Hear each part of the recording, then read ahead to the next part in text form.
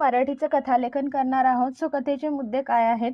हेमंत नावाचा लहान बालक गरीब आई बरोबर राहणे, रेल्वेच्या रुळाच्या बाजूला झोपडपट्टी त्यामध्ये राहणे, पावसाळ्याचे दिवस, भयंकर वारा व पाऊस, रूळ उखडले जाणे, पाऊस थांबणे, मुले खेळायला जाणे, रेल्वेचा उखडलेला रूळ पाहणे, प्रवाशांचा जीव वाचवणे आणि राष्ट्रपतीच्या हस्ते सन्मान आणि तात्पर्य.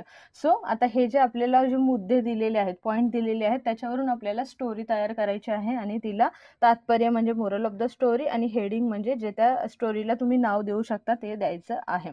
सो आता ह्या स्टोरीला मी नाव दिलेलं आहे प्रसंगावधान. सो स्टोरीला सुरुवात करूया.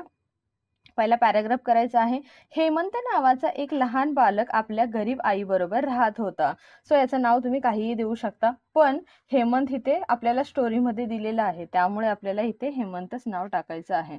तो आपल्या गरीब आई बरोबर झोपडीत राहत होता. रेल्वे रुळाच्या बाजूला असलेल्या झोपडपट्टीत ते दोघे जण राहत होते. सो त्याला वडील नव्हते, तो एकटाच आई बरोबर ती झोपडपट्टीत राहायचा. पावसाळ्याचे दिवस होते, भयंकर वारा व पाऊस सुरू झाला आणि तो कुठे राहायचा तर रेल्वे रुळाच्या बाजूला, म्हणजे रेल्वेची जी पटरी आहे त्याच्या बाजूला. आणि पावसाळ्याचे दिवस होतं, खूप भयंकर वारा आणि पाऊस चालू झाला, त्यामुळे रेल्वेचे रूळ उखडले गेले. सो उखडले जाणं म्हणजेच काय तर निघणं, बाजूला निघणं. बऱ्याच वेळाने पाऊस थांबला आणि खूप वेळाने पाऊस थांबला. पाणी साचलेल्या ठिकाणी मुले खेळायला आली. सो प्रत्येक मुलांना पावसाच्या पाण्यामध्ये खेळायला आवडतं, तसं ह्यांना पण आवडत होतं. ती पण मुलं काय झालं तर खेळायला आली. हेमंतही आला. जी मुलं आली होती त्यांच्यासोबत हेमंत सुद्धा आला. खेळता खेळता त्याने पाहिले की रेल्वेचे रूळ उखडले आहेत आणि खेळता खेळता त्याची नजर गेली, तेव्हा त्याला समजलं की बाबा रेल्वेचे रूळ जे आहेत ते काय झाले, उखडले आहेत, म्हणजे बाजूला निघालेले आहेत. त्याच्यानंतर सेकंड पॅराग्राफ करून लिहायचं आहे.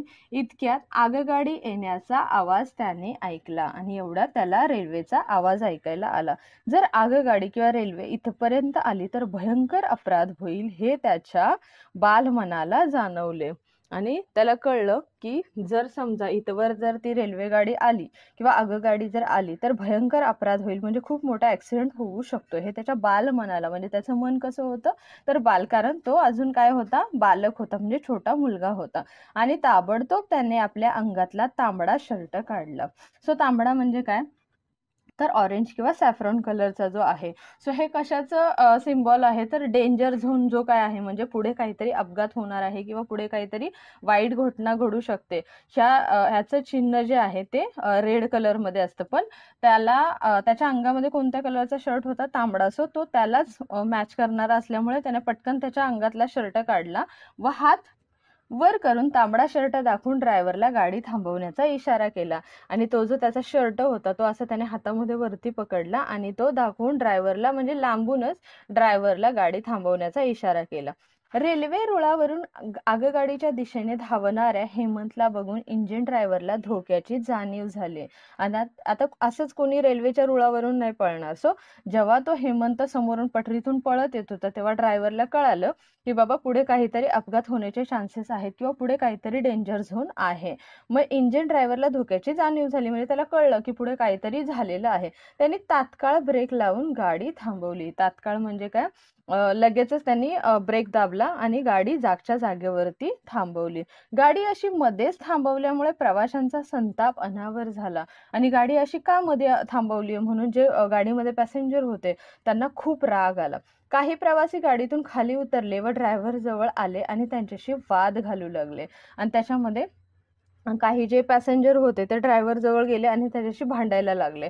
इतक्यात ड्रायव्हरची नजर रुळावर पडली आणि तेवढ्यात ड्रायव्हरची जी नजर होती ते जो रेल्वेचा रूळ होता त्याच्यावर पडली आणि त्याने पाहिले की रेल्वेचा रूळ उखडला आहे, म्हणजे रेल्वेचा रूळ निघालेला आहे. त्याने इतर प्रवाशांनाही ते दाखवले, मग त्याने दुसऱ्या पॅसेंजरला पण दाखवलं. हेमंतच्या प्रसंगावधानामुळे शेकडो लोकांचे प्राण वाचले होते, म्हणजे कितीतरी लोक, जेवढे ट्रेनमध्ये लोक बसले होते त्यांचा जीव वाचला होता. संतापलेल्या प्रवाशांना त्यांच्या चुकीची जाणीव झाली आणि जे काही संतापलेले किंवा रागावलेले जे प्रवासी होते, पॅसेंजर होते, त्यांना कळलं की ही आपली चूक झाली आहे. आता मात्र सर्वांनी छोट्या हेमंतचे कौतुक केले आणि आता सगळेजण त्याचं कौतुक करायला लागले. पुढे प्रजासत्ताकाच्या दिवशी राष्ट्रपतींच्या हस्ते त्याचा सन्मान करण्यात आले आणि जेव्हा प्रजासत्ताक दिन होता त्या दिवशी त्याच्या राष्ट्रपतींच्या हस्ते त्याला पुरस्कार देण्यात आला. सो अशा प्रकारे तुम्हाला ही स्टोरी कंप्लीट करायची आहे आणि त्याचं तात्पर्य लिहायचं आहे. प्रसंगावधानामुळे मोठे मोठे संकटही टाळता येते. म्हणजेच काय, जर व्यवस्थित काळजी घेतली, बघितलं तर आपण खूप मोठी मोठी संकट सुद्धा परतवून किंवा त्यांच्यापासून आपण स्वतः वाचू शकतो आणि इतरांना वाचवू शकतो. आय होप तुम्हाला ही स्टोरी आवडली असेल. जर व्हिडिओ आवडला असेल तर चॅनेलला नक्की लाईक आणि सबस्क्राईब करा. थँक्यू.